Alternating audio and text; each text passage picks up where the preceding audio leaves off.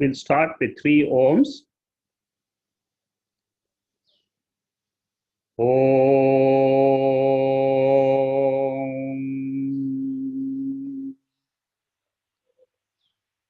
Om.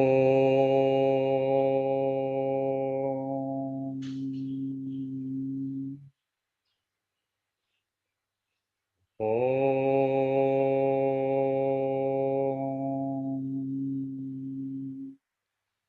Vasudeva Sutam Devam Kamsachanuramarthanam Devaki Paramanandam Krishnam Vande Jagatgurum.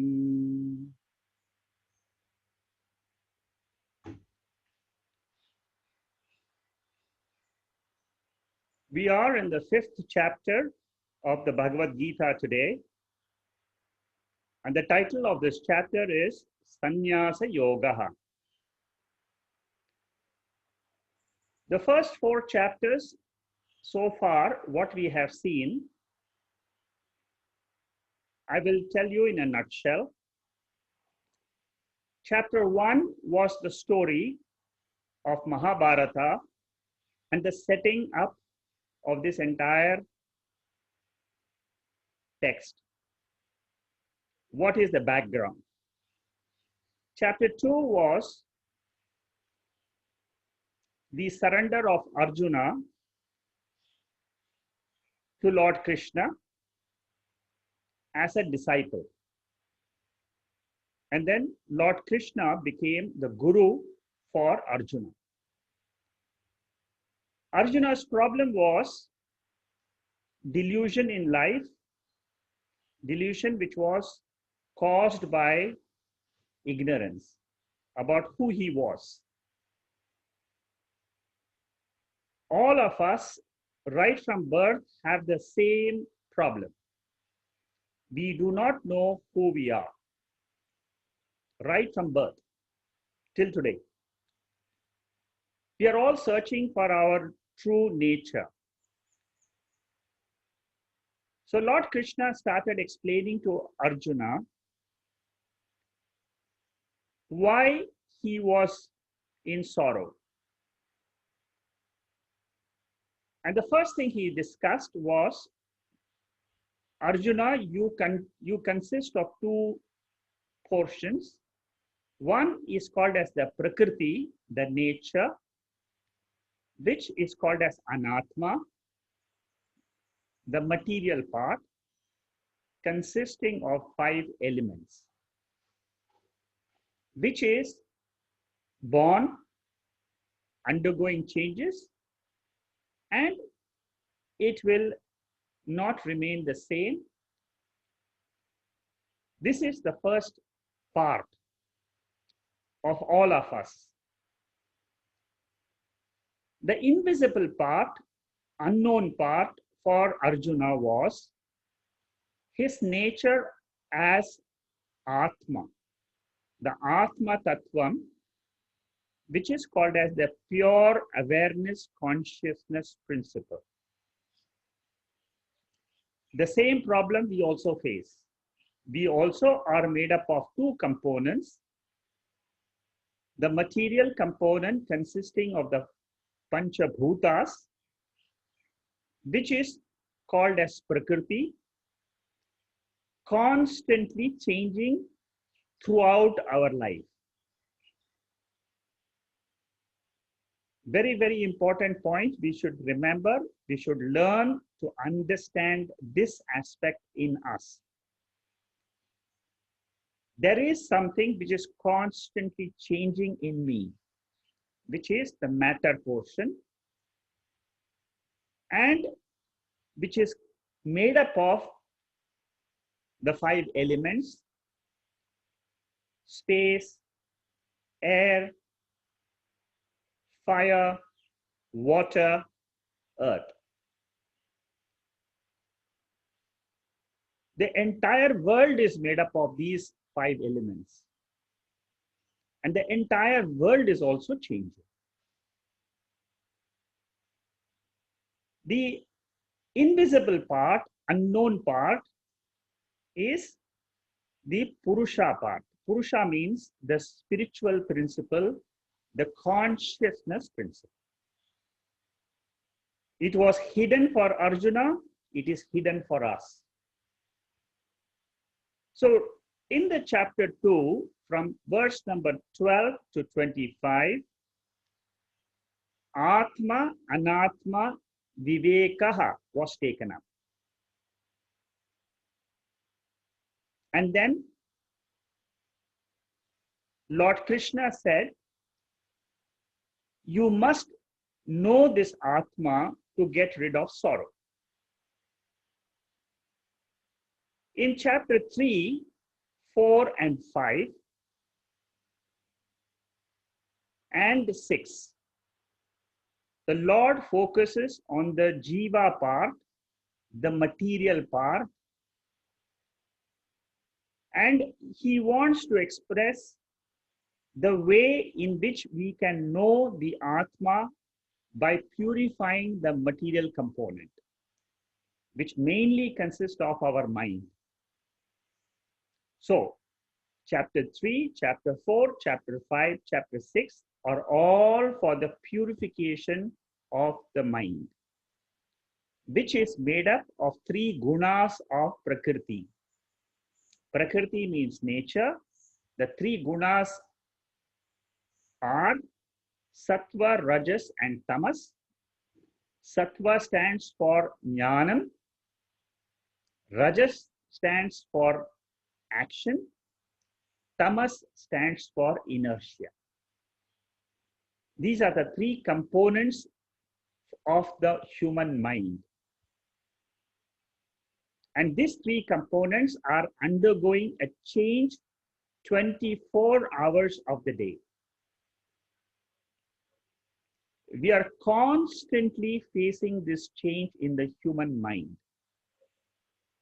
A very detailed description of this human mind, how it consists of the 3 gunas, and how these 3 gunas are binding the jiva in the body, will be explained in chapter 14 of the Bhagavad Gita. At this point of time, we must note that there is a material component, which is the human mind, which is constantly changing, which is pushing me to act in the world according to the law of karma, according to the law of action. So in 3rd chapter, Lord Krishna said, in order to purify the mind, you dedicate all your actions to me, to the Bhagwan, to that pure consciousness. Just say I dedicate. Before you start any action, you just say, oh Lord, I am doing this action to purify my mind. Now you take care of my mind and purify it and give it back to me. And whatever action I do, the result of action, I will accept it as your prasad, as your gift to me. That was the key lesson in chapter 3. Last week, we discussed chapter 4. And in this chapter, the Lord taught Arjuna how he can keep the knowledge of the pure Atma in his mind and do all actions. 12 types of actions were discussed. They were called as yajnas. And each of these yajnas, Lord Krishna said, you are the witness consciousness. You are not the doer. You are not the enjoyer, but you learn to observe yourself as the non-doer Atma, non-enjoyer Atma. This is what was taught to us in the chapter 4. Today we are going to study chapter 5, which is a continuation of the same topic of Jnana Karma Sanyasa Yoga, which was the title of chapter 4. With that short introduction, we will now enter chapter 5. This chapter 5, Karma Sanyasa Yoga, consists of 29 verses. Normally, actions cannot be avoided by anyone in life. In whatever ashrama you belong to, in whatever age you are,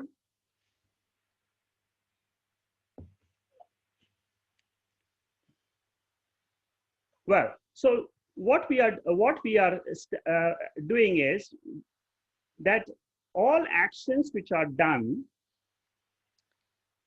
generally we divide into two types. One is which belongs to the Sannyasa ashrama, and the second which belongs to Grihastha ashrama. Grihastha means the householder.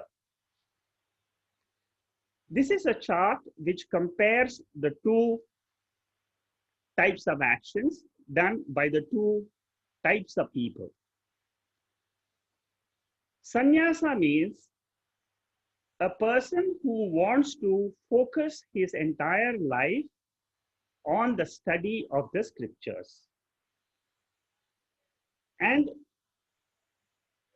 he drops all other activities except learning the Shastra. Grihastha is someone who is with a family and he still wants to know about his Atma. And in this, what he is doing is, he is doing all actions, but for the purification of his mind. So, number one, a sannyasi will depend on Bhagavan, who is his guru. The actions which are done by the sannyasi is called as Nivritti Marga. Nivritti Marga means it is which belongs to the type of getting actions for liberation. And a sannyasi will give up pairs of opposites in life, like likes or dislikes. Gives up pairs of opposites which come to him in way of sukham or dukkha. The goal for a sannyasi is moksha, which means it is Jnana Karma Sanyasa. Now let us look at what are the types of actions for a grihastha. Grihastha means a householder. A householder has likes and dislikes like a sannyasi, but he will act as per his likes and dislikes because he is a householder. And his method of learning is pravritti marga. Pravritti marga means he is of the he is continuing his actions with the Vishaya Sukham. The objects give happiness, and the ultimate goal for a Grihastha is the same as for the sannyasi, which is moksha. So in both the cases, what we should understand is whether you are a sannyasi or whether you are a grihastha, the goal is the same. That means to know Atma. A sannyasi is better fitted because he doesn't have much duty to perform. And a Grihastha has the safety net of the family to take care of his needs.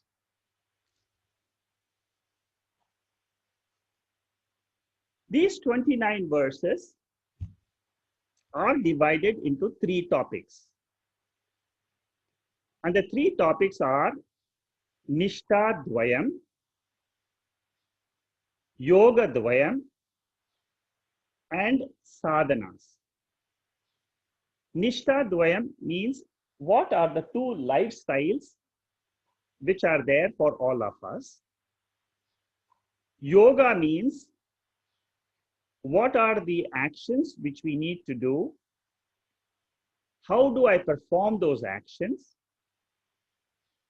which are required for liberating myself from my attachment to the body and mind?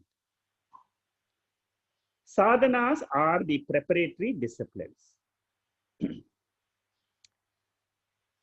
Let's look at the 2 lifestyles. The 2 lifestyles I have introduced to you as one lifestyle is the lifestyle of Karma Yoga, which is purely for mental purification. And the second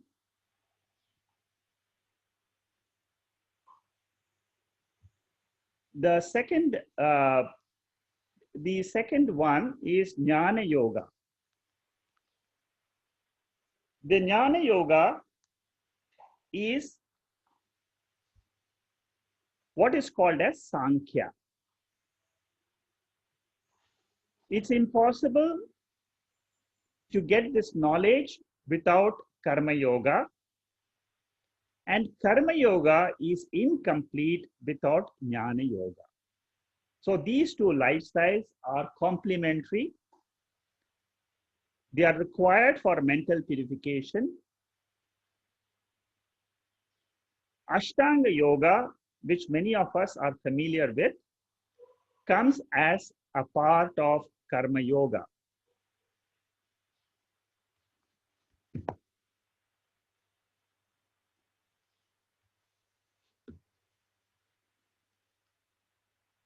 Both these lifestyles are compulsory to gain moksha.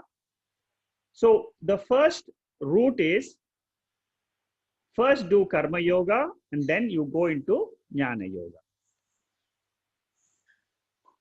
Generally, in the Vedic lifestyle in India, there were 4 ashramas. The general occupations which are there are basically, one is called as Kshatriya. This is the old Vedic lifestyle. Vaishya, Brahmana, and Shudra. Vaishyas are supposed to be business people, people who do business. Brahmanas are people who learn the Vedas. And Shudras are the people who are normally they are supposed to be doing service. These are all based on the gunas in the mind. And generally, the 3 routes which are taken after are the 3 routes which are taken by people who want to study and who want to take up this knowledge. One extreme is Kevala Grihastha. And the second extreme is Kevala Sanyasa, which is what I discussed right in the beginning.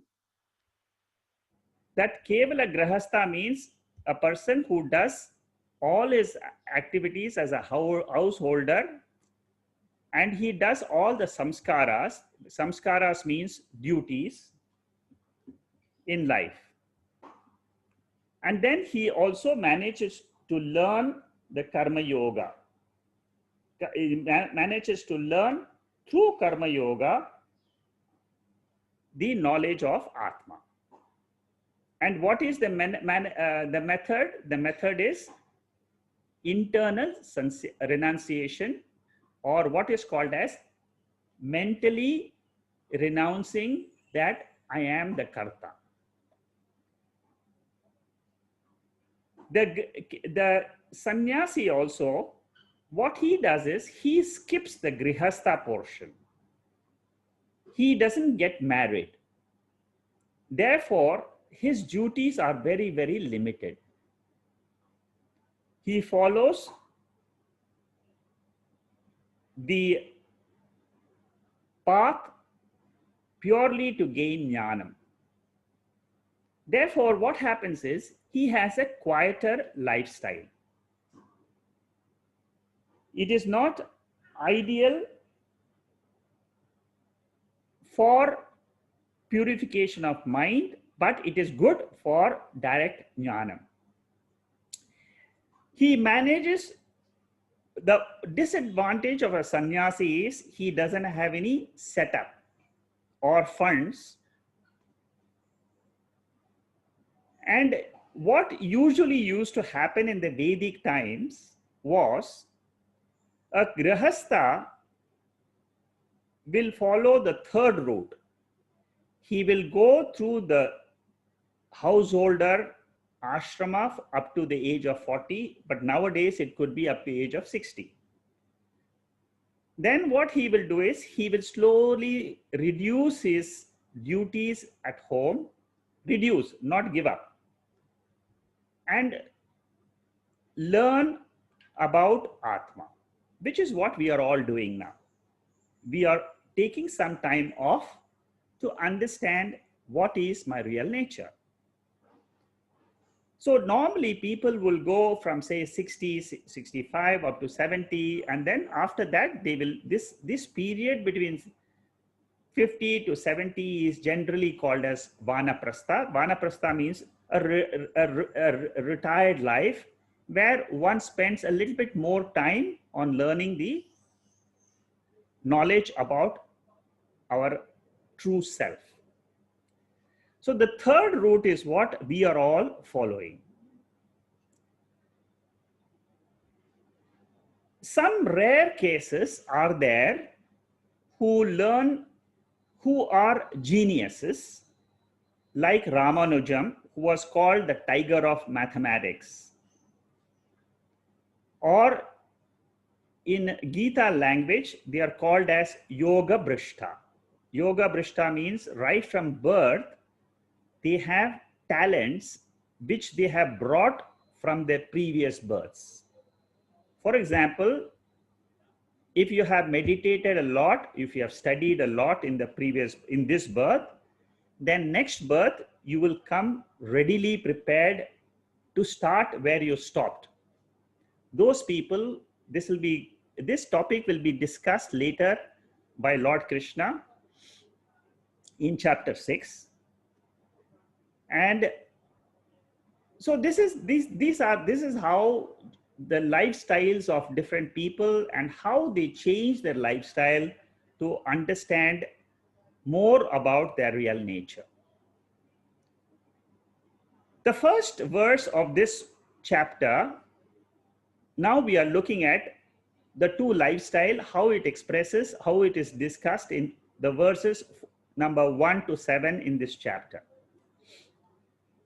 Arjuna uvacha sannyasim karmanam Krishna punaryogam shamsasi yachshreya etayorekam tanme bruhi sunishchitam.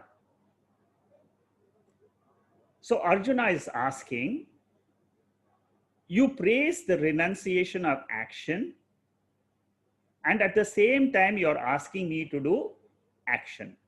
You're telling me to go and fight the war. At the same time, you're telling me Atma is so good, Atma has got so much glory, and you must know about Atma. Now he's asking the question, what should I do? Should I take up sannyasa, or should I follow my duty and fight? In chapter 3 also, the same type of verse, the first verse of chapter 3 also discussed a similar question. There is a difference between that question and this question. In third chapter, the question was, is karma yoga or absorption in the self is better? Is Karma Yoga better, or to know and to meditate on Atma, is it better? Very general. Whereas Arjuna's question here in this chapter, he is talking about renunciation of action or Karma Yoga. Yoga here, that means, should I follow a Grihastha lifestyle or a Sannyasi lifestyle? Here, it's more to do with the lifestyle, not in general terms about Karma Yoga and Atma Jnana.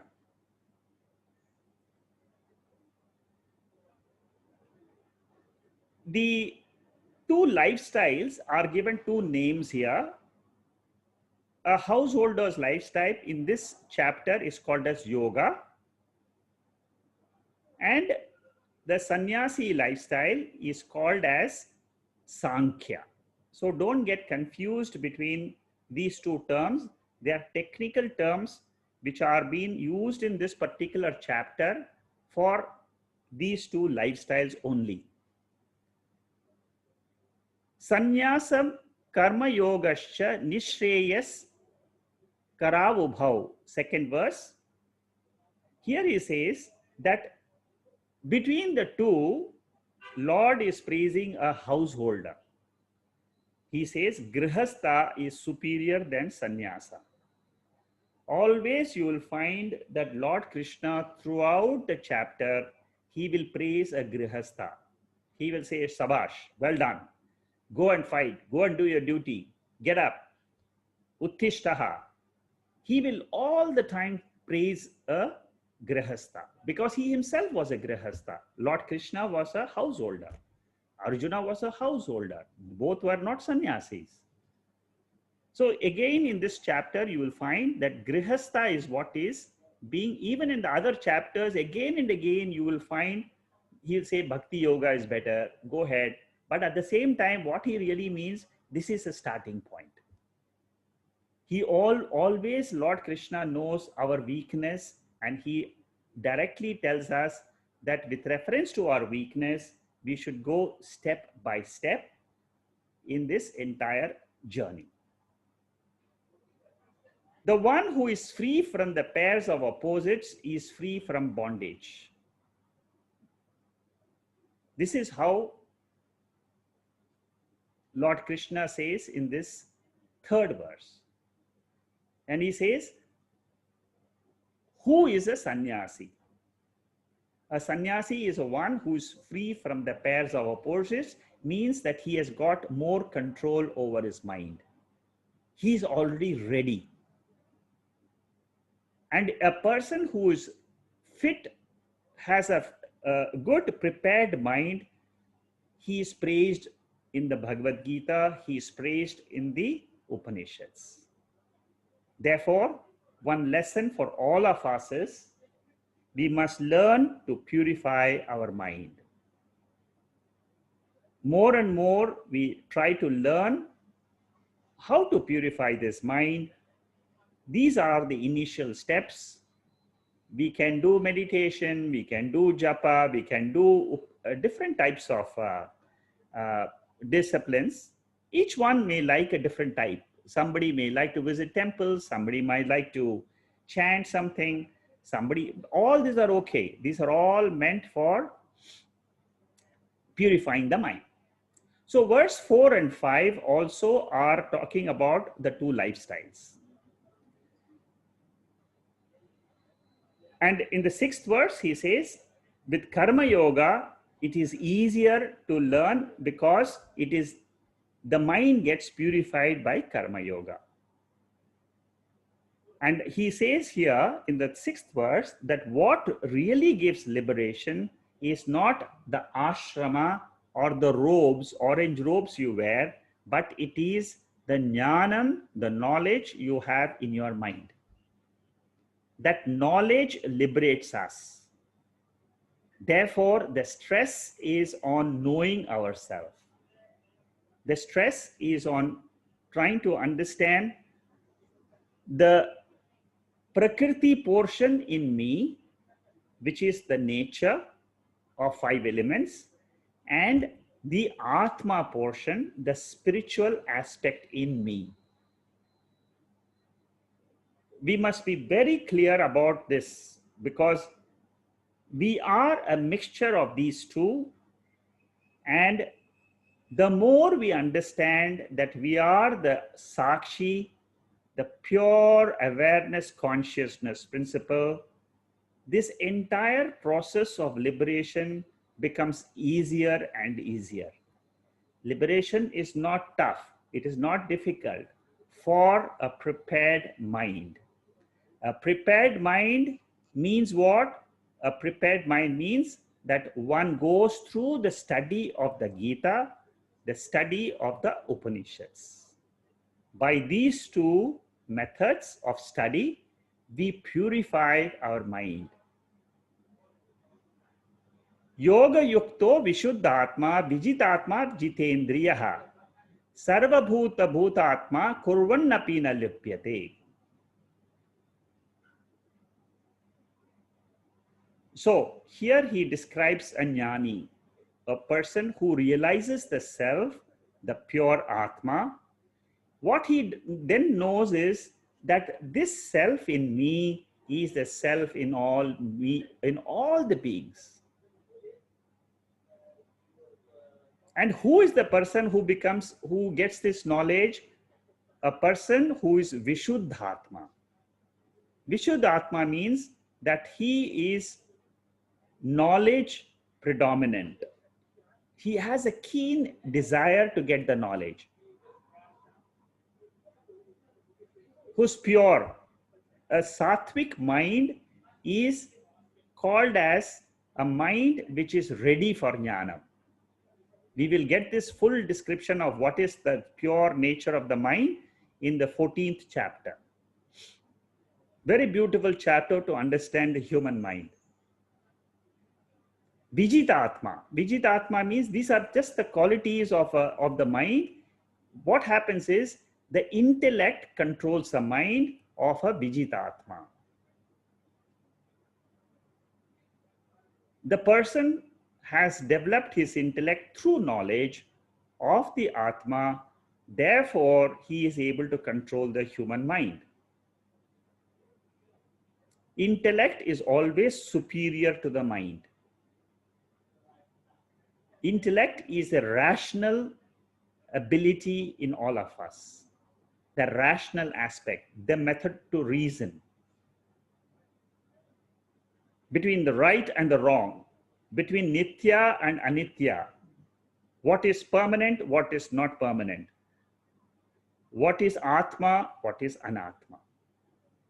So the more I get this knowledge, I am able to control my mind and through the mind, the sense organs. There's a beautiful verse in the 8th chapter. I'm just bringing it to the attention. And it says, Purushassa para partha bhaktya labhyas vananyaya yasyant sthani bhutani yena sarvavidam tatham. What it says is, by pure devotion to me, you will realize that all these minds are having only one place to rest, and that is the Atma. All of us, when we go to sleep, what happens is this mind of ours is resting in Ishvara. The Karana Shariram, the Karana Prapancha. Karana Prapancha is the cause, which is also given the name Ishvara. This is not visible to us, but this is taught to us by the scriptures. The 8th and the 9th verse are very, very important verses of this chapter. Very, very often quoted. Whenever we talk about chapter 5, everybody should remember these two verses.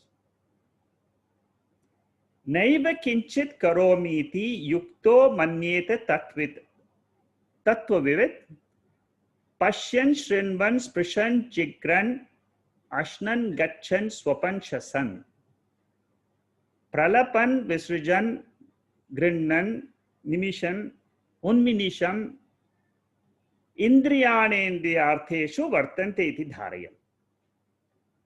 What it means is all the actions are done by Prakriti. Very, very important verse, very often quoted. Whenever somebody asks you, what did you learn from the chapter 5? These two verses you should remember, because this is the central portion of this entire chapter. Here, Lord Krishna is saying that you must know this fundamental truth. And what is the truth? The truth is, Atma is my real nature. It is a witness, Sakshi, pure consciousness. And as Sakshi, as Atma, I do not do anything, and all actions are done by sense organs interacting with the sense objects. This is done by matter. Our body is made up of matter. The sense objects are made up of matter. All throughout the life, I must know this fact very, very thoroughly. 5 Jnana Indriyas, Pashyan, Shrinvan, Sprishan, Jigran, Ashnan. The meanings are given here: seeing, hearing, touching, smelling, tasting. These are the 5 actions done by the organs of knowledge.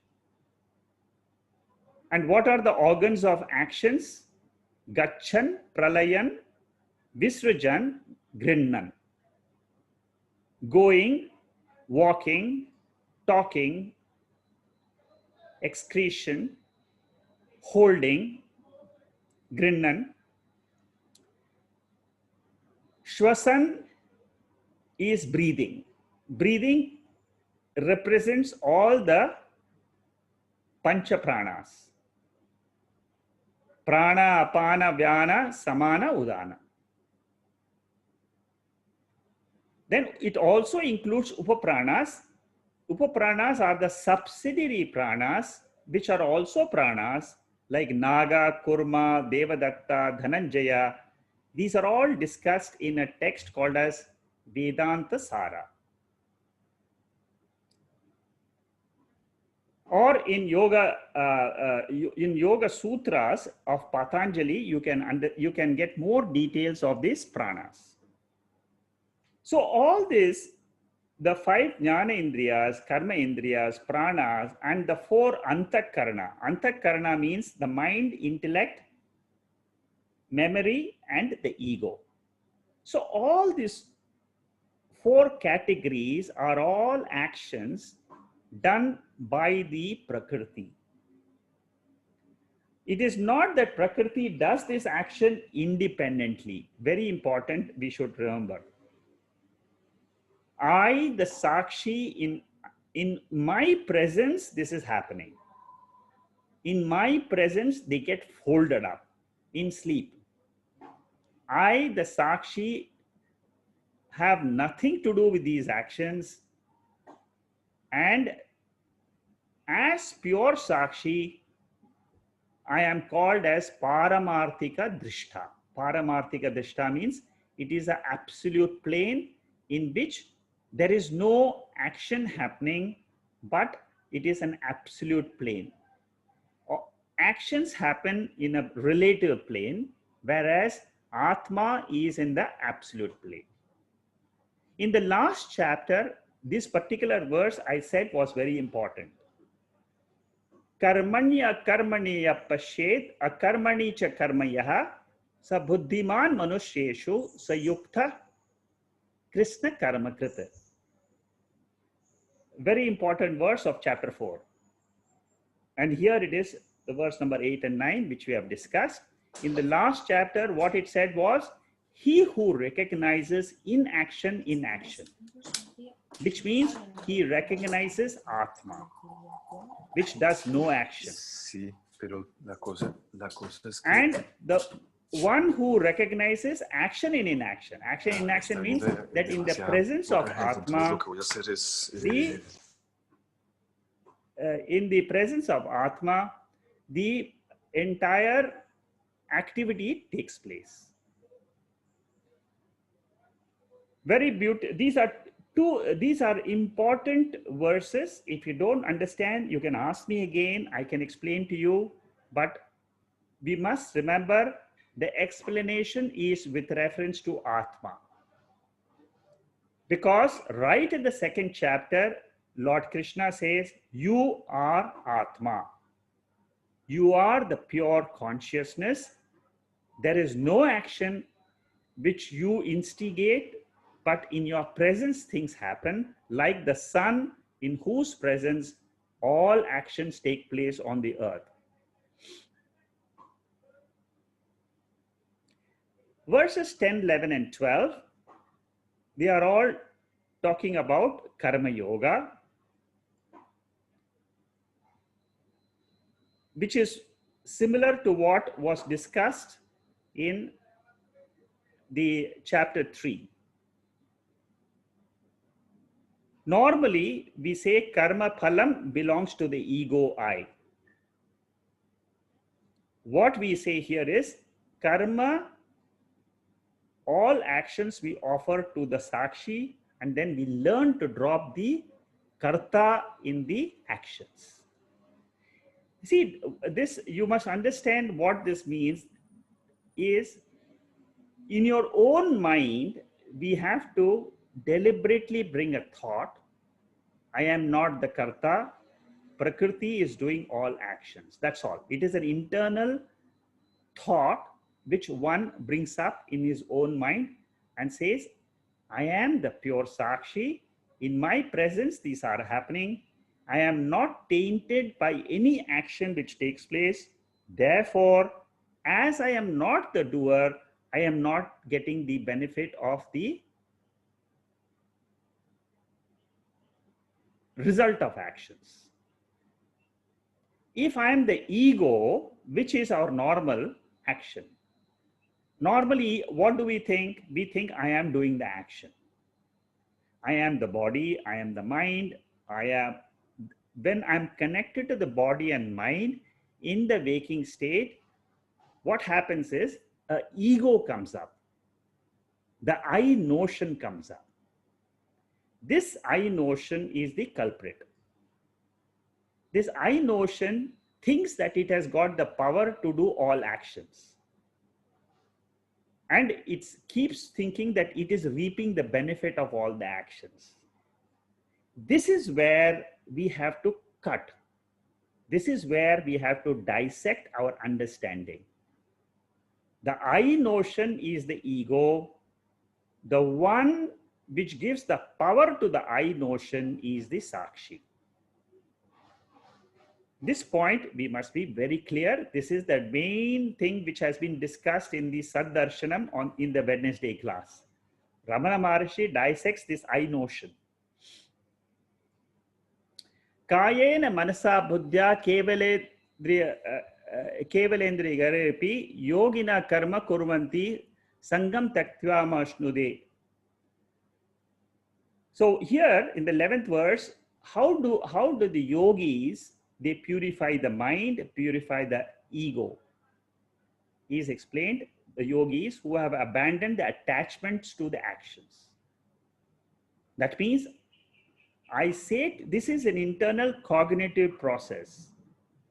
It has got nothing to do with leaving the actions outside. That is why it is called as Jnana Karma Sanyasa. Even in this chapter, we are talking about how through the notion in the mind, we remove that notion through the knowledge of Atma. So in both, whether you are a sannyasa or whether you are a sannyasi or a grihastha, Jnana Karma Sanyasa is the common between both the ashramas. So in the 12th verse also, the same explanation is said that you offer the actions as an arpanam to the Lord. This attitude will lead us to drop the bondage of actions. What is the difference between a jnani, a wise person, and ajnani is explained in verse number 13 to 17. Ajnani means what? A person who doesn't have any background knowledge about the Bhagavad Gita. So he thinks he is the body. Now this is what is called as ignorance. Thinking that I am the body, thinking I am the doer of all actions is called as ajnanam. Ajnana means ignorance. And because of this fundamental ignorance, I have apurnatvam. Apurnatvam means what? I feel limited. I feel I'm limited to the body. I feel limited to the mind.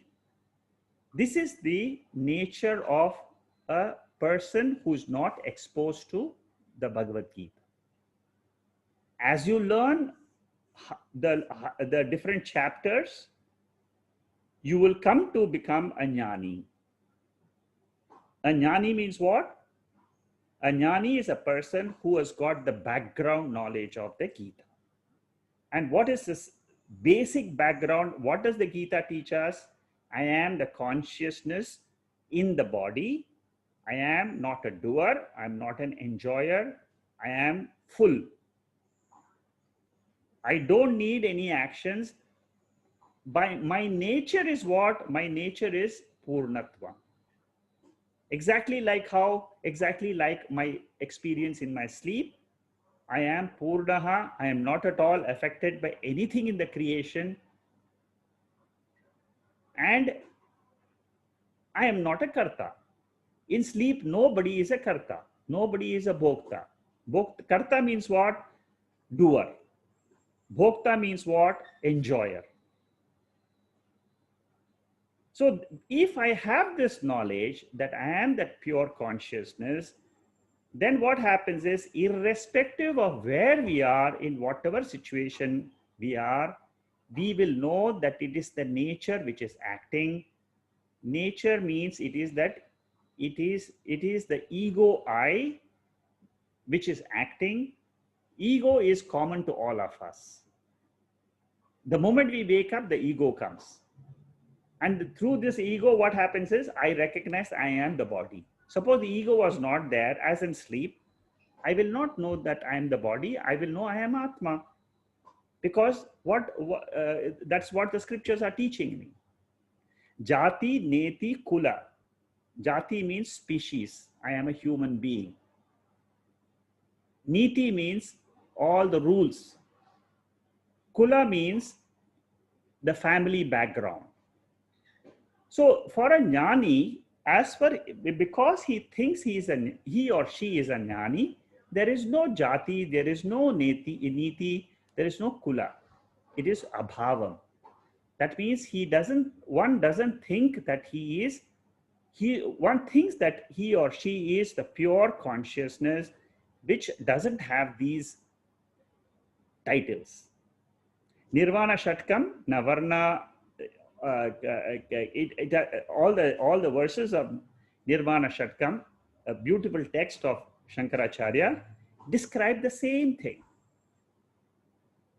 So a jnani is one who is a person who understands his nature as Atma. This wisdom gives him the benefit to enjoy freedom from the body and the mind, which is called as moksha.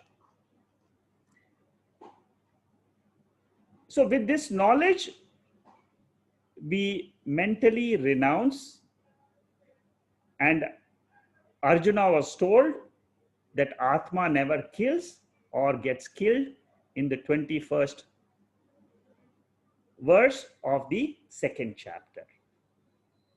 Whoever knows him to be indestructible, eternal, unborn.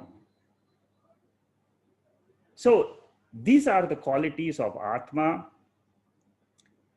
And the one who knows this Atma, he will get the liberation. Atma has never karma samyoga. Karma samyoga means connections with actions. Connections appear because of Maya Shakti. Now, this is a Shakti means what? Like we have Nidra Shakti. We have a power to go to sleep. Now, this power is in an individual body. When we take the same power in the totality of the whole universe, it is called as Maya Shakti. Maya Shakti is also called as Karana Prapanchaha. Like we have the Karana Shariram, the Prapancha, the whole universe has got the Karana Avastha. So we must be clear about the relative aspect, which is Prakriti, and the absolute aspect, which is Atma. And we must remember this point that we can never have samatvam in Vyavahara, but in Jnanam only we can get this samatvam because of Jnana. See, samatvam means equanimity, equanimity of the mind. This equanimity of mind comes about because of the knowledge of Atma. While I'm seeing the ring or a bangle or chain, at the same time, I'm aware in my intellect that it is gold. All I'm seeing is gold. Similarly, while the actions are going on, just now we saw all the actions of the karma indriyas, jnana indriyas, I'm talking, you are hearing, all this is happening. But we must know that this is Prakriti which is talking. It is Prakriti which is hearing this talk. I am Atma behind this talk. You are the Atma behind the listening. As the talker, my words are changing. As the listener, when you listen, you also listen. The listening ability, the listening subject matter keeps on changing. This is the Shakti. In this body, you have the Shakti to listen. I have a Shakti to talk. But both this Shakti is Prakriti. Prakriti means it belongs to the nature of 5 elements. In different combinations of the 5 elements, they join and they have they produce this Shakti, this power. In science, we say that in atomic physics or in nuclear physics, we say there are all the entire universe is nothing else but energy in motion. What Vedanta says is it is Prakriti in motion. So Prakriti in motion and the nuclear science, nuclear physics, when they talk about energy in motion, is the same. The only thing is science cannot reach the Atma principle because they are always looking at the world of 5 elements seen by the 5 sense organs. But Vedanta or Bhagavad Gita teaches us that there is something called as the spiritual principle. And that is what we are all, the pure consciousness principle. This is how we have to slowly understand the nature of each one of us. A jnani, he is same to everybody. That is what is said in the verse number 18 and 20. And when the topic here is that he is the same to all human beings. And why he gets this? Because he is resting on the knowledge of Atma. Here Atma is resting on Brahman. So because he is resting, he neither rejoices or does he grieve. See, we all are either having sorrow or we having joy. Then we identify with the instrument, which is the body and mind. But the moment we start identifying I am the witness or a consciousness principle, what happens is that we will soon realize that as Atma, I am not a doer. I am not an enjoyer. This is the fundamental knowledge which Lord Krishna is trying to teach in this chapter 4 and chapter 5. In chapter 3, 4, 5, what we are learning to do is learning to do actions at the same time remembering the knowledge that I am the pure consciousness. It is possible. The rishis have done it. A lot of people who have done the study, they have done it. And they have freed themselves from attachment to joy or sorrow. A mind which has transcended likes and dislikes is a free mind, is a light mind. And the only way to make our mind light is to attach ourselves to the consciousness. This happens naturally. The more we learn from the Gita about this Atma and how to distinguish this, we will understand that the world does not give me happiness. It is my own happiness which gets reflected. Objects and beings are there for some time. When they are there, they may give joy. When they leave, they give sorrow. So the conclusion which we have here is we have a false conclusion that the world gives me happiness. This is what Bhagavad Gita is trying. This is something which each one of us has to test for himself or herself. Think about it. Is the world giving me joy or is there joy in me? Each one of us have to discover this. This is a project. And it will take some time to analyze this, but it is possible to arrive at the conclusion that I am the pure consciousness and the joy lies in me. It is not in the world, but it is I am that consciousness principle, which is happiness has its own nature. So how does Vedanta describe this? It says, it gives a simple example. You will easily appreciate this. Likes and dislikes are our attitudes to the world. And that our own likes and dislikes are the cause of sorrow or happiness. This is how Vedanta says. You can analyze this in so many different topics. For example, if somebody is playing a Western music at home, children will enjoy it. It gives them happiness. But the old people will say, oh, I don't like this music. Similarly with food, similarly with so many different things. Some people like certain things, some people don't like certain things, and that is because of their own likes and dislikes in their mind. It is the thought which makes a person different. And the thought, suppose you like something and you have a favorable situation in front of you, then you will feel happy.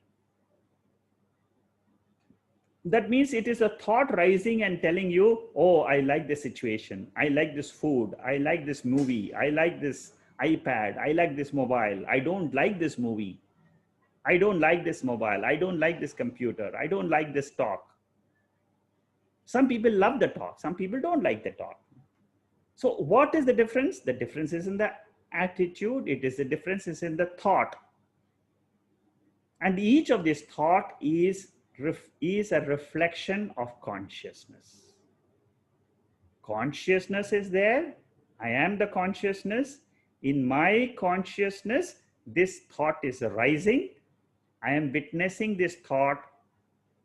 When the happy thoughts are there, pleasurable thoughts are there, because I have pleasurable situations around me. I am the witness of my thought, which is a pleasant thought. Suppose the pleasant situation outside is not there, it becomes unpleasant. I get unpleasant thoughts in my mind. I am the witness principle, the consciousness principle, which is reflecting and it is illumining this thought. This is the inner meaning of what Bhagavad Gita is teaching me.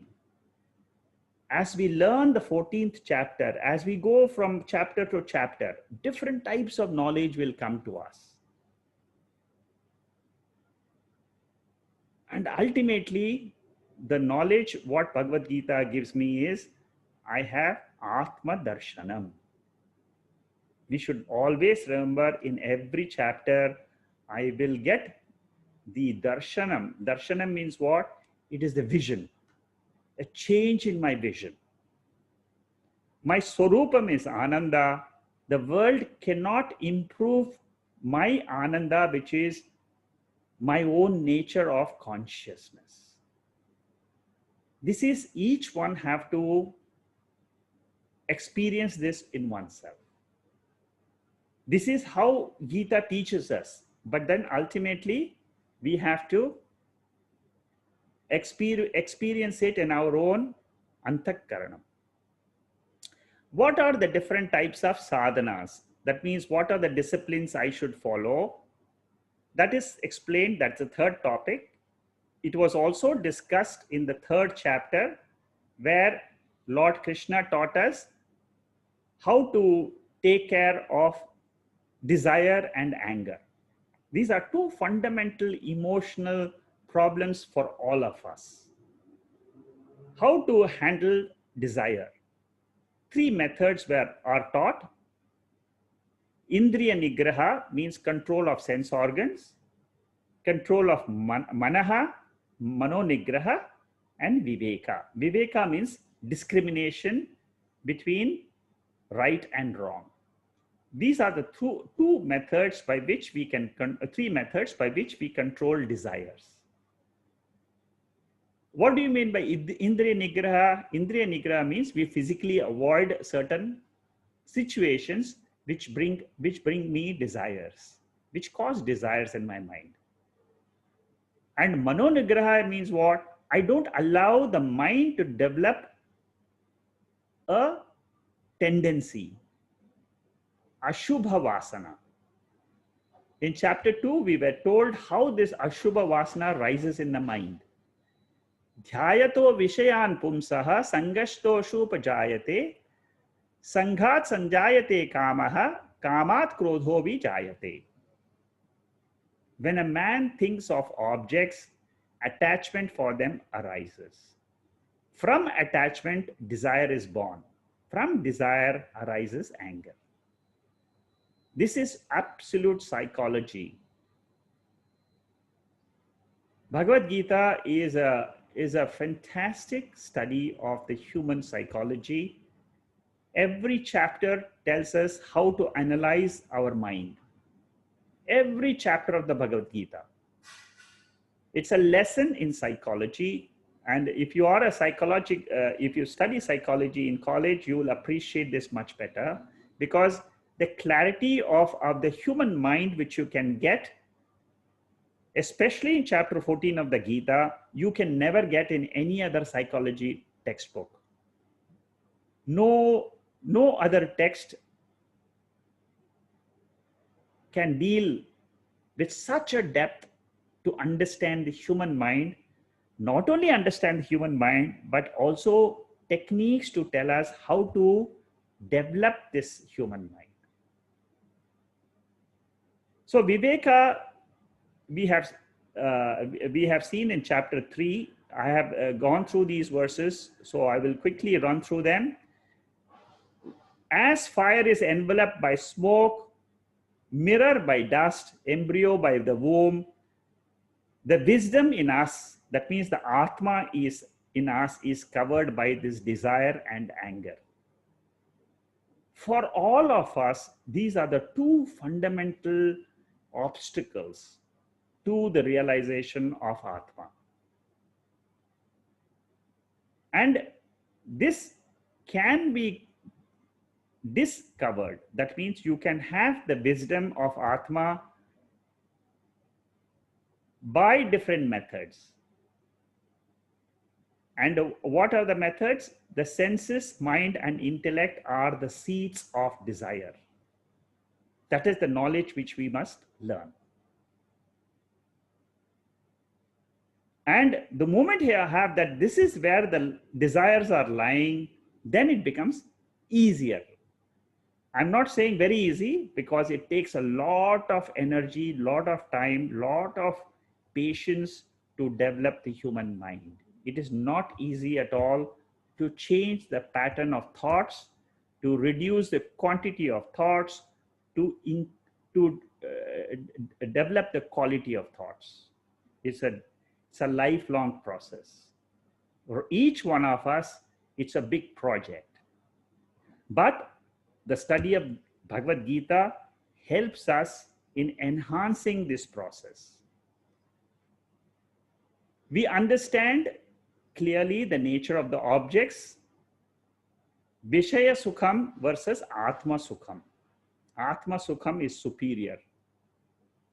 Vishaya Sukham means the enjoyment in objects seems wonderful, but it is with defects.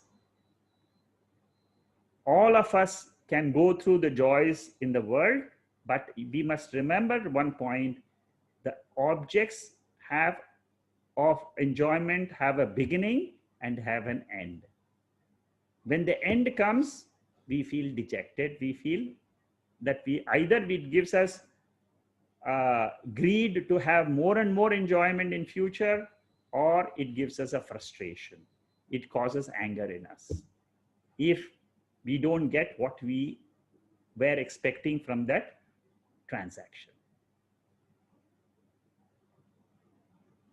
Yehi samsparshaja bhogaha dukkhayona evate adhyantavantas kaunteya nateshu ramate buddhaha. The 22nd verse are a beautiful explanation of how enjoyments come in our life. The enjoyments are born of contacts. They are generators of pain because they have a beginning and an end. Again, psychology. These are the fundamental truths of the universe which we are experiencing.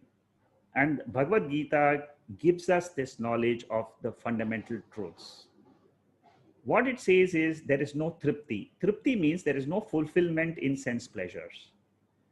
The bandhakam means the more I enjoy the pleasures, the more I become a slave to the pleasures.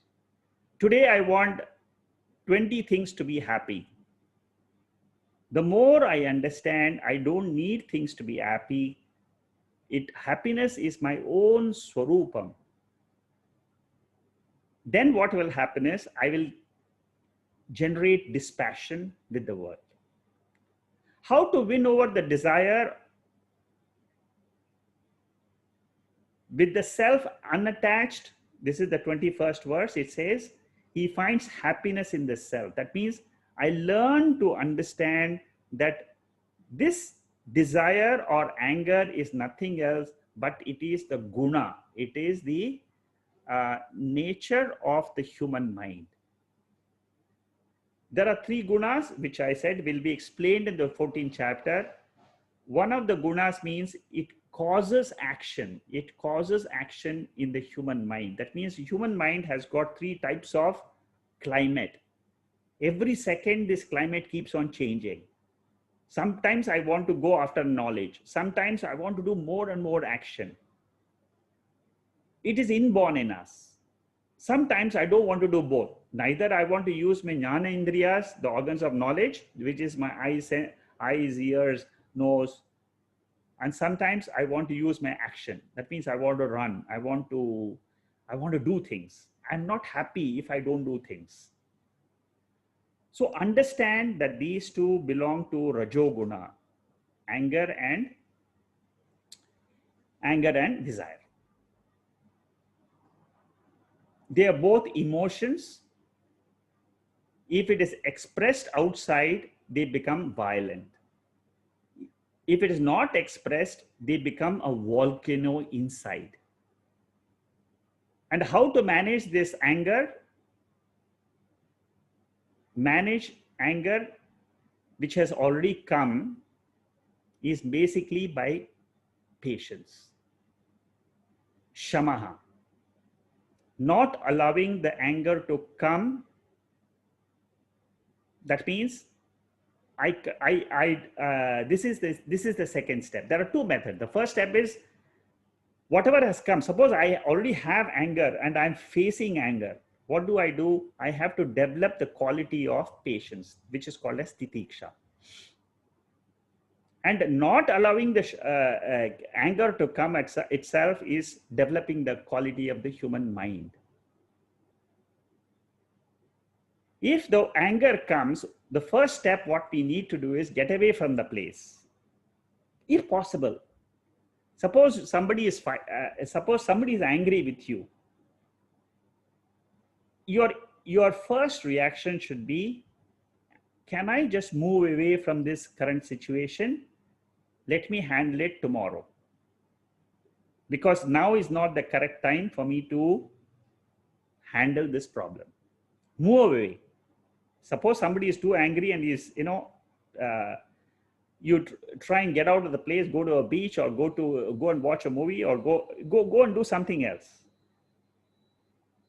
Or the first aid method is at least go and drink water, because you see, when you drink water, what happens is it cools you down. Suppose I become angry myself, I'm the victim, I'm the one who is becoming angry.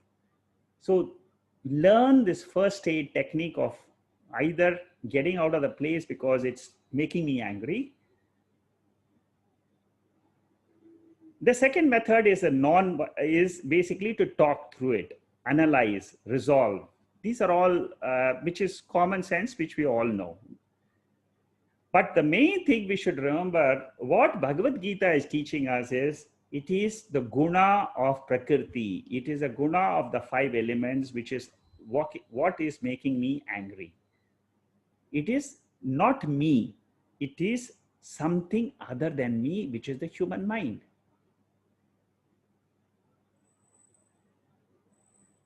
So understanding how to deal with this anger and desire is one of the important things which Bhagavad Gita teaches us.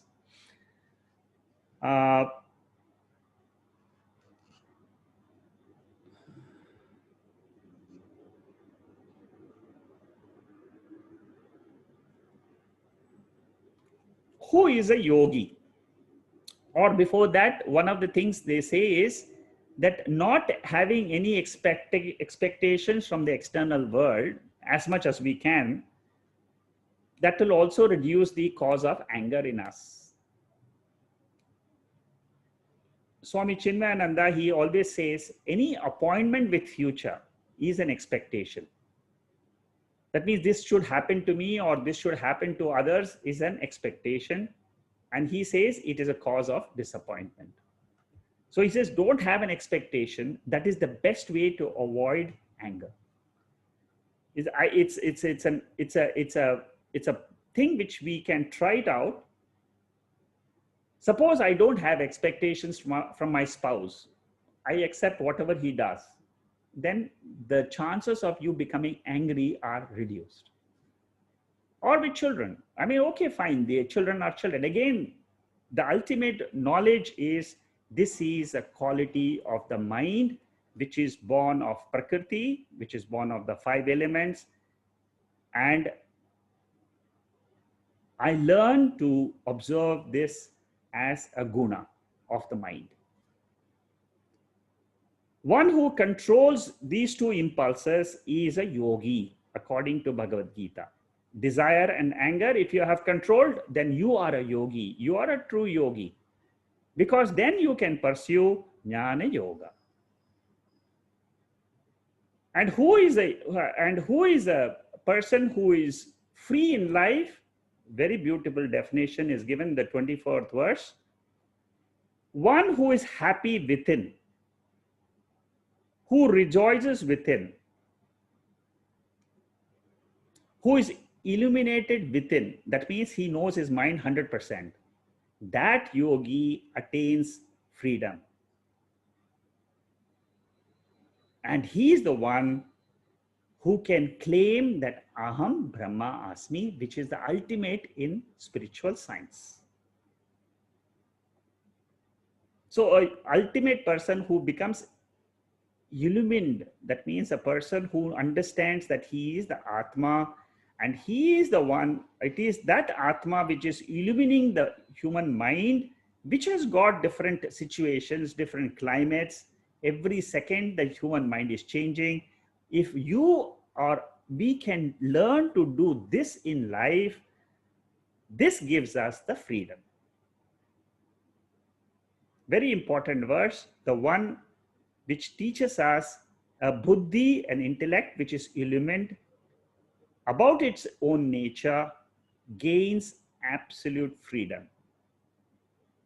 Jnani is one who lives with knowledge of Atma. And this Atma is not a karta. I am not the karta, I am not the doer. It is the mind which is doing along with in connection with the sense organs of knowledge and action, the mind interacts with the world. It learns to give up the external joy and discovers the inner joy. 26, 27, 28, 3 verses. They are an introduction to chapter 6, which is next chapter, which we'll be taking up for study in the next week. They are introductions. They are the seed verses. They are planted by Lord Krishna so that he can take the next chapter, which is called as the chapter of meditation. Very, very important chapter in the Bhagavad Gita, because all what we have learned, we must learn also to think about it in our own minds. How to think about Atma is individually in our own leisure is what is going to be taught in the next chapter, very important chapter. So here he gives an introduction, is like a trailer. He says the one who wants to control this desire and anger, they have controlled their thoughts. And how do they do it? Shutting out the external contacts, fixing a gaze between the eyebrows. Now, these are all the methodologies which Krishna is suggesting. How does one learn to practice? How does one sit? How does one learn to control the pranas? How to one learn to control the sense organs? How to control the mind? And then what do we focus on? After we sit down in meditation, many of us are lost because the human mind drags us into the world. So these 3 verses of the 5th chapter are the verses to teach us about the next chapter. And then generally whatever we say, I want to just give you 7 topics. This is the end of the talk for the 5th chapter. 7 topics I want to just briefly say so that you understand what we are learning in Bhagavad Gita or Upanishads. There are mainly 7 broad topics. The first topic is, what is the jiva? Why I am born? What is going to happen to me after death? Why am I suffering? These are all the questions about the jiva. The next is the questions about the world. How was this world created? Is it real? Why there is so much of famine? Why there is COVID in the world? Who is Ishvara, the creator? Is there God? Is it a personal God? Is he impersonal? Why do I have this bondage with my body or mind? Are we really bound or are we really free? What is liberation? What is the cause of this bondage? Chapter 1 to these topics 1 to 7 are what we try to find answers when we listen to the scriptures. So all these questions will be answered in the Bhagavad Gita. And when we try to remove these answers, when we learn these answers, there will be some doubts which come in our mind. They are what is called as mananam. I clear the doubts by reflecting on them. The reflecting process and the assimilation process is what is called as nididhyasana or meditation. With this knowledge that I am that pure consciousness, what will happen is our inner beggarliness means what? That I want this, I want this, I want this. That desire will reduce. When that desire reduces, we win over desire and anger. When this happens, the knowledge of Atma reveals itself. Jnana Yoga is a topic in this particular chapter. It tells us through renunciation of action can take place knowledge. That means we have the knowledge of Atma, and then through that we renounce all our actions. Both Karma Yogi and Sannyasi, this is just a conclusion, both of them have the same Jnana Karma Sanyasa. That means they have the knowledge that they are the Atma. Through that knowledge, they renounce actions and say it is Prakriti which does all the actions. They are both able to control anger and desire. We learn to reduce actions in life, gain the knowledge, enjoy the freedom which comes with the knowledge that I am not the body or mind. They are not me. They are mine, but they are not me. Mine means what? They are my instruments. And these instruments are given to me by the law of karma, by Ishvara, who is the giver of all fruits of actions, past actions. To all the people, not only to me. The body is given by the Lord who is the controller of 5 elements. How do I define Lord? Lord is one who controls the 5 elements. Like we have controller for so many things in life, right? When we go to office, there is a controller there. At home, there is a controller. For everything, we have a controller. So the one who controls the 5 elements, who puts together the 5 elements, creates the bodies for all the jivas, it is he or that entity is the final giver of the fruits of actions. Actions are done by Prakriti. The Lord gives the fruits of actions, and I am the ultimate witness of these entire vyavahara. That means this whole field of actions is in my presence, it is happening.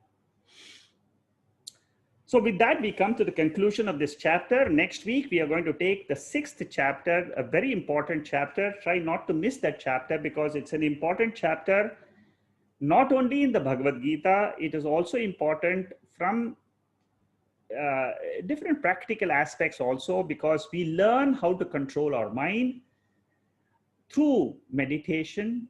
There are so many people who are interested in meditation, but they get lost. Bhagavad Gita teaches us focus on Atma, learn to do Vedantic meditation. Think about Atma and you will control your mind. That is the lesson which we will learn next week. These are the different important verses. There are 5 verses here, which I put at the end of the chapter.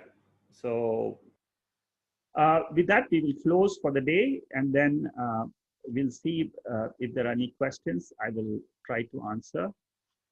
Om Purnamada Purnamidam Purnahat Purnamudachade Purnasya Purnamadhaya Purnameva Vasishyade.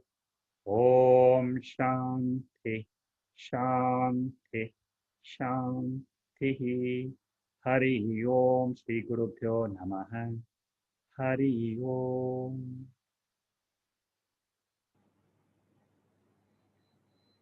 Okay. Shanmugam, can you connect to everybody? Unmute all. Does anybody else have any other questions? Sitaji, Bolo, bhai. as you were saying this journey that I'm not the doer, then who is the doer?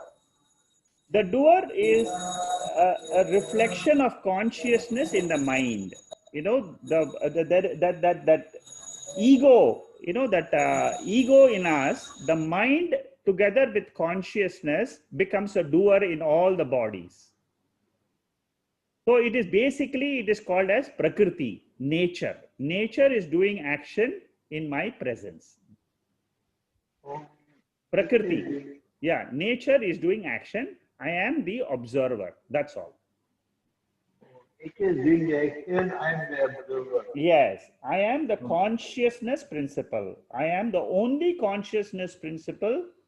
I am not the doer. The doer is my organs of action. For example, my leg is acting, my mouth is talking, but it is not. When I say mouth is talking, what it means is that it is the organs which are acting, not me. I am the consciousness behind the organs. Is it clear?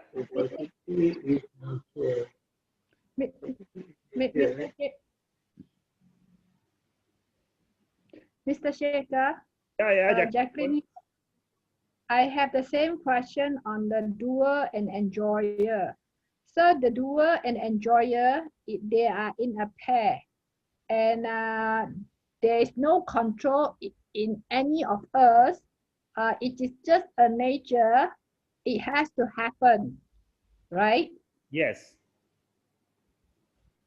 On the other hand, I think I have asked before, whatever happened, let's say my daily activity or my daily encounter with anybody, in fact, there's no in fact, the action is not if I am an Atma. No, not if I am an Atma.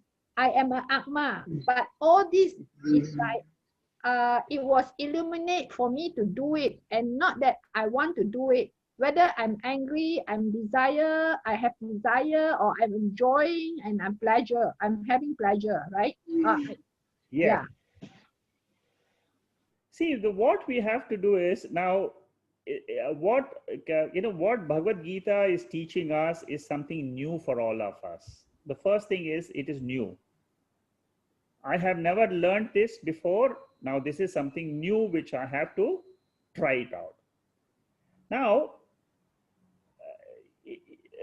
the way they express this, the way we should learn is, I have to slowly learn to say I am that pure consciousness. Again and again, let us try to say that it is Prakriti means the organs of actions, they are interacting with the world. This is something new. It is not easy to suddenly say that I am the Atma and I am not the doer. It's not going to happen overnight. But it can be learned. See, what happens is the mind gets the knowledge more and more about Atma. In the different chapters of the Bhagavad Gita, we are only in the 5th chapter. In the 13th chapter of the Bhagavad Gita, this nature, which is called as Prakriti, is going to be explained in very big detail. So I would suggest you just wait, just keep on listening, and slowly we will learn how to separate me, the Atma, from the nature. This is a step-by-step process which is taught in the Gita, it is taught in the Upanishads, but it will take time. So let us just continue our listening, and at this point of time, I only learn to take baby steps. Whenever I am angry, I say it is Prakriti which is doing, it is my mind which is angry, I am not the mind. Whenever we are facing problems in the world and we are asked this question, is my mind having thoughts, or is it I am angry, I am sad, I am joyful? Try to learn to think, what is this really happening around me? So it is Jacqueline, you have a very good question. It's a very genuine question faced by all the people. It's not you. This is a gradual learning process of the human mind. It happens slowly when we try to take a step behind and say, I am the pure consciousness. The more we learn to take steps behind us, behind the mind, the more I will learn to handle the mind. And it will come slowly. It is like I said, it is a very, very gradual process. There is a question from Ganesh. He's asking, what is the difference between reflected consciousness and consciousness? Okay, good question. Reflected consciousness is what we are experiencing in the waking state. In the sleep state, we are experiencing the pure consciousness. This is the first thing you should try to differentiate. How I am in my sleep state, I am the pure consciousness. And even and what is happening in the waking state, I have a reflection of the consciousness in the mind, and my mind is full of thoughts. So the reflected consciousness together with the mind becomes the jiva. Just now somebody was asking, what is the jiva? The technical definition of a jiva is reflected consciousness plus the mind is called as jiva. The pure consciousness is called as Ishvara. The pure consciousness is nirgunam. It has got no gunas. This is what is going to be taught to us in the 14th chapter. How to get away from the mind is by knowing that I am not the mind. So to answer your question, Ganesh, very simple. Reflected consciousness is what I am in my waking state. Pure consciousness is what I am in my sleep state. This is the beginning lesson for people who want to know the difference. Apply this, you will see the difference. Lakshmi is asking, who will be the doer and enjoyer after realization of Jiva? Very good question. There is no doer, there is no enjoyer after realization of the Jiva, for the Jiva. There is no doer and there is no doer enjoyer left for that particular Jiva. That means the doership is gone, the enjoyership is gone. You are the permanent Sakshi. Is it still the Prakriti as you said? See the Jiva, see for example, if you are the Jiva and you today are connected with the mind, you become the doer. Suppose you learn from the scriptures to say, I am Atma. Then what happens is, then you, for you, only for you, you become free. You become free means what? You are no longer affected by Prakriti, by nature. And therefore, you consider yourself to be the pure consciousness. As far as the doer enjoyer is concerned, you are witnessing a body which is doing. That is the change which will happen to you once you realize Atma. You say, I am not the doer, the body is the doer, the mind is doer, which is Prakriti, which is nature. Ajnani is a person who thinks that he is doing. That is the difference between a Jnani and Ajnani. Okay. Pinto is asking me. What I asked, Yeah, Lakshmi, tell me. actually, the question, second part of the question is like actually till that prarabdha ends, no, some actions we should be doing. So that's why I asked actually. So till the prarabdha ends, no. Yes. No, We have to do some. Don't worry about the prarabdha, because the moment you Okay. see, the moment what happens is the moment you become a jnani, you come to know that you are Atma. What will happen is prarabdha is no longer going to affect you. Okay. You will not be affected by prarabdha at all, because it is a roasted seed for you. Prarabdha becomes a roasted seed, as what Sadhanani says. For you, there is no more prarabdha. You think that you are never born. So the knowledge which you have is, I am always the Atma, always I am free.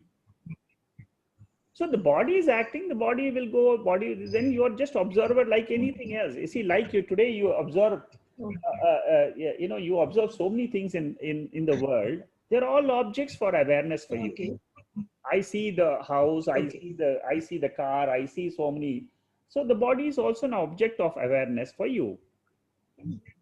The body will have appearance for some time. It will not appear after some time. That's all. But as far as you are concerned, you are free. Your pure consciousness means what? In me, the whole world is coming and going. Like nothing is. Yes, that's correct. Ultimately, I am the substratum for the entire world. Forget about one body, prarabdha, and all that. Okay, so that is the realization. Okay. Yeah, Santiago is asking he's asking, how can we know when progressing that is not our ego telling us and that we have realized as Brahman, but we have yet to realize it? Is it it is just like an illusion? Okay, good question. Yeah, Santiago, this is what will happen is, only when you have a clear understanding of the pure consciousness principle, you will know that you are not the ego. Very important point you should remember. I will learn slowly about this pure awareness. And my awareness principle will tell me that it is the mind which is having thoughts. It is driving this body into action. This is what is called as realization. We ourselves, that means this pure Atma is the one which will ultimately reveal to you the mind which is full of thoughts. Every thought which you get will be revealed to you. And you yourself will realize, I am that consciousness. Atma, Brahman, all these are all only words. But ultimately, the entity is only one. Substance is only one. And this is self-evident. That means there is no light required. It is only the words of the scriptures which will illumine this for each one of us. I have to say, I am that pure consciousness. I am that pure consciousness which is aware of my mind. This mind is there. It is the function of the mind is to bring thoughts. It is not an illusion. The mind is an illusion, but I am not illusion. I am the substratum. I am real. This fact we should never forget. We may say that the mind is a maya or illusion. It has the three gunas. Wait for chapter 14. That is the beauty of the entire Bhagavad Gita. It will teach us about our mind so beautifully, and it will tell us what is the nature of the mind, how it keeps on deluding. This is exactly the job of nature. The five elements, they are in combinations all the time. They're changing, dynamic. It's a world of dynamism which is happening inside us, but we are not aware. The moment we understand that I am this consciousness, and as being taught, as beautifully taught in the Gita and other scriptures also, a realization comes to us that I am that, and then we become aware. So if this is not clear, I can come one-to-one with you, Santiago, on WhatsApp. I can give you a call and explain to you. Let me know. Upanishad says the self is realized by self only. How can we mean it? I mean, can self be realized through mind, intellect? Then how can we realize it? Can you throw some light on it? Okay. Akshay, this question is, you are saying that ultimately you should remember that it is pure consciousness which is self-evident, which is going to reveal itself to you. There is no other light which is going to illumine that self. Mind is not going to illumine. Mind is only manifest. It will manifest conscious to you, because in the presence of mind, you will know that this consciousness is there, which is illumining the mind. So yeah, Akshay, yeah, go ahead. So is it mean mind and intellect instruments only? We can Yes, you are right. use them. The mind instrument which will reveal that consciousness to me. That is why when in the mind, when you say, I am pure consciousness, that thought, when you bring it, what will happen is you will become that you are that consciousness which is making this thought alive. This thought is revealed. So this thought, Aham Brahmasmi, is a reflection in the mind. But it is a reflection of that consciousness, exactly like what? Suppose there is a mirror in front of you and you go and stand in front. And then what do you do? What happens is you see your own, you see your own reflection. So the consciousness is the mind is the only instrument which can reflect consciousness in the entire universe. Nothing else.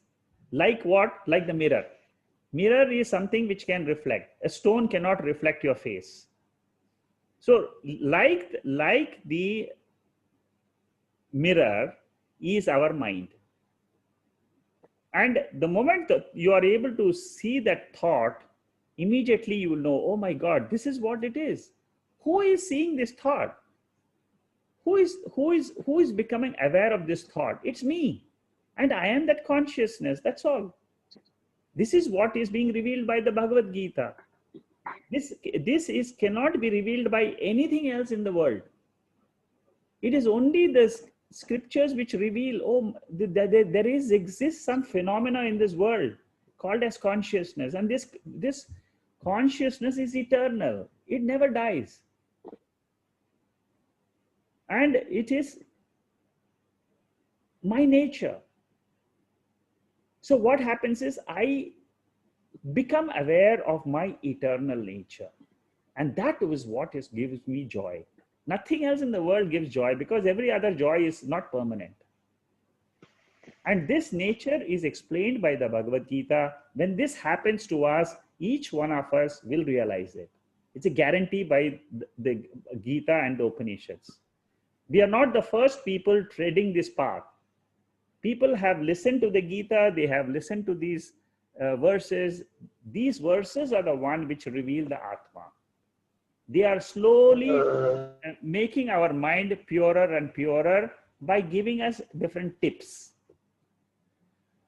Okay, any other questions? I've exhausted the questions in the chat box. I will close the chat box. If there is there any other question, then you can ask me directly.